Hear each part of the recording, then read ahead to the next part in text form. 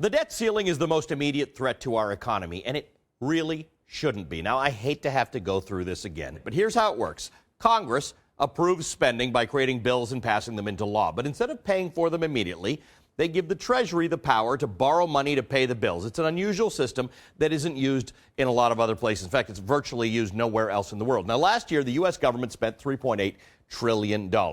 Two-thirds of that, roughly, came from revenue. That's mostly taxes, $2.5 trillion. The rest was a shortfall. We had to borrow it, $1.3 trillion.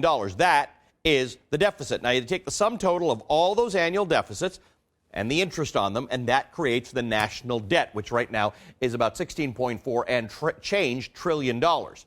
Now, the U.S. Treasury is empowered to borrow money to make up the shortfall between revenue and expenses, the deficit, but only up to a certain limit. That's the debt ceiling. The Treasury does not make decisions about how the money is spent. They are simply empowered in this case to write the checks to pay the bills that are already incurred by your democratically elected Congress. Now that we've hit the debt limit, we've actually exceeded it a little bit, Treasury has two options left. They can fiddle around with about $200 billion the way you would if you're a little short on your monthly bills, paying some now, refinancing a little bit. That'll get us through maybe mid-February to early March.